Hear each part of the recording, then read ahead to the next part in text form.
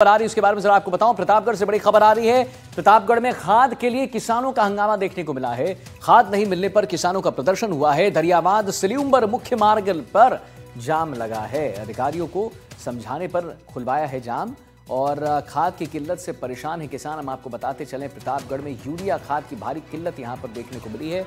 और एक बार आपको पुनः बता दें कि कैसे यहां पर खाद की किल्लत से जो जितने भी वहाँ पर लोग हैं, किसान हैं, परेशान हैं। हंगामा मचाया हुआ है। खाद नहीं मिलने पर किसानों का प्रदर्शन देखने को मिल रहा है। दरियाबाद सलीउम्बर मुख्य मार्ग पर लंबा जाम लगा हुआ है। अधिकारियों के समझाने पर जाम खुलवाया गया है। खाद की किल्लत से परेशान है किसान। प्रतापगढ़ में यूरिया खाद की भारी किल्लत देखने को मिल रही है।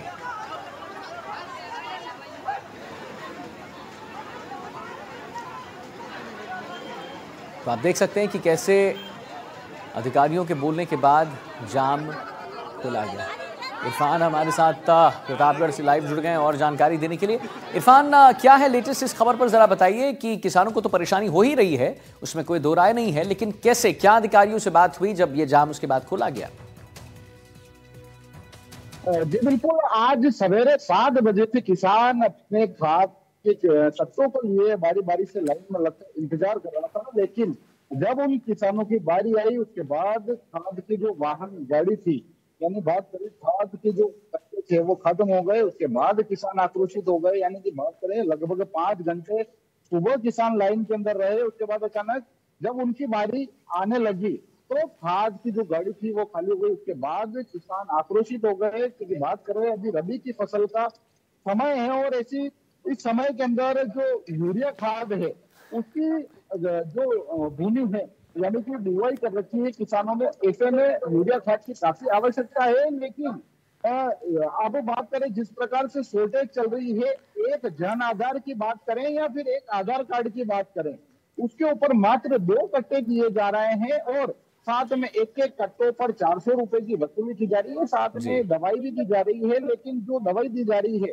वह किसानों को उस दवाई की आवश्यकता नहीं है। आज सवेरे लगभग 11:15 बजे के आसपास ये जाम कुछ मैं देख पा रहा हूं आपके पीछे कुछ इरफान, कुछ किसान हैं, उनसे अगर बात हो सकती है, अगर वो बात। जी बिल्कुल, जो महिला किसान है लाइन में लगी हुई है उनसे हम बातचीत करने का प्रयास करेंगे। नाम क्या, आपका क्या नाम है? मंगली भाई, कहाँ से आए आप? कितनी बजे लाइन में लगे? सुबह 6 बजे के। कितने कट्टे दे रहे हैं? एक कट्टा ही दे रहे हैं। कितनी परेशानी आ रही है जब सुबह से कट्टों को लोग लेके आप लोग यूरिया खाद को लेकर लाइन में लग रहे हैं? आपका क्या नाम है? मोनिका जी, कहाँ से आए आप? कितने कट्टे लेने के लिए? इरफान, जरूरत कितनी है आपको खाद के कट्टे की?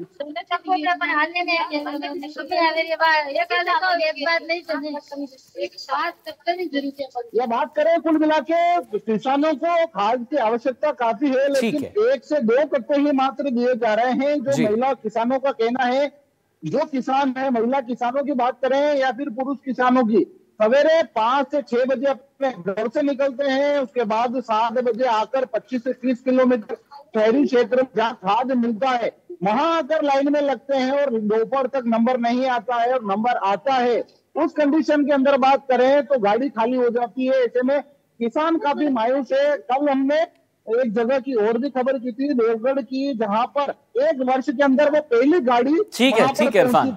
चलिए इरफान, बहुत बहुत धन्यवाद महत्वपूर्ण जानकारी देने के लिए, महिला किसानों से बात करने के लिए। अब जयपुर की ओर बढ़ते हैं। खबर आ रही है जयपुर से, जहां सफाई कर्मचारियों की हड़ताल देखने को मिली है। 11 सूत्री मांगों को लेकर प्रदर्शन अब भी जारी है। सफाई और कचरा उठाने का काम पूरी तरह से ठप है।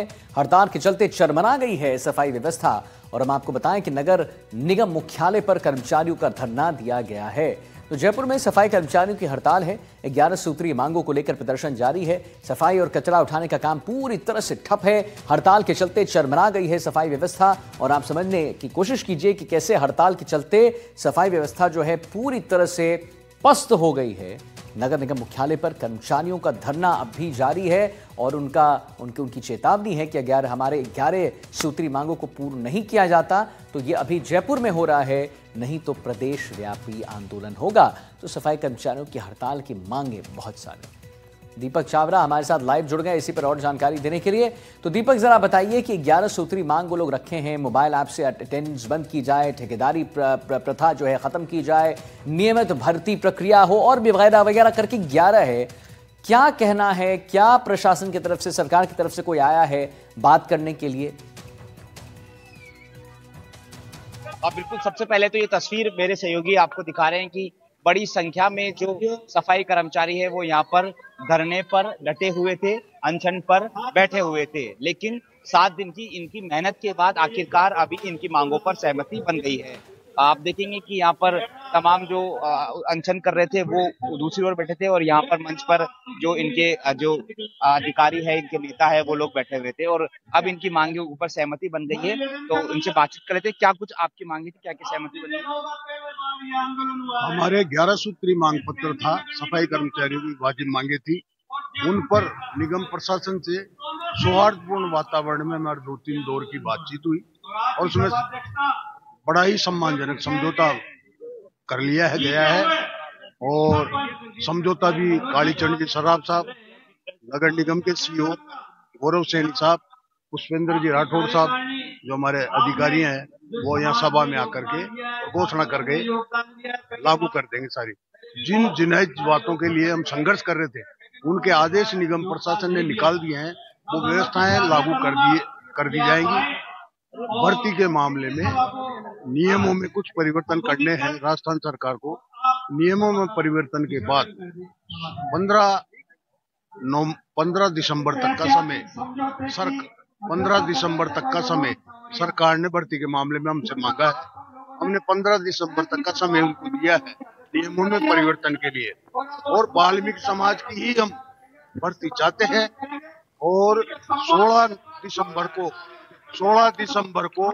समाज शासन सचिव रवि कुमार जैन साहब और नगर निगम के सीईओ और हमारे मालवीय नगर के विधायक सम्मान्य कालीचरण जी सराफ साहब निगम कार्यालय पधारेंगे।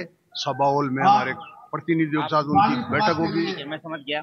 और 7 दिन तक आप लोग यहाँ पर रहे तो सफाई व्यवस्था शहर की खराब हुई, तो आज से शाम से काम पे लौटेंगे?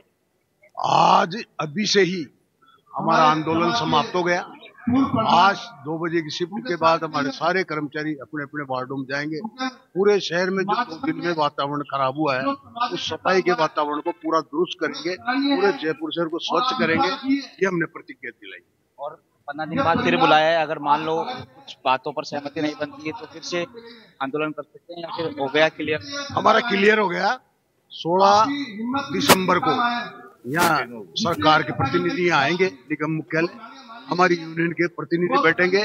तारीख डिसाइड करनी है, जो सफाई भर्ती के लिए विज्ञप्ति जारी होगी उसकी तारीख डिसाइड करनी है, वो हम बैठ के डिसाइड कर लेंगे और बहुत जल्दी। चलिए दीपक, मैं आपको माफी के साथ रोकना चाहूंगा, एक बड़ी खबर आ रही है उसके बारे में जरा बता दें अपने दर्शकों को। हम जयपुर में सफाई कर्मचारियों की हड़ताल खत्म हो चुकी है। जी हाँ, 11 सूत्री मांगों पर सहमति बन गई है। इस वक्त की बड़ी खबर, हड़ताल के चलते सफाई व्यवस्था पर अब असर पड़ेगा। पहले भी पड़ रहा था, हड़ताल था तो सफाई बिल्कुल ठीक से नहीं हो रही थी, सुचारू रूप से नहीं हो रही थी। पर अब जब 11 सूत्री मांगों पर सहमति बन गई है, सफाई व्यवस्था जो चरमरा चुकी थी वो ठीक हो जाएगी।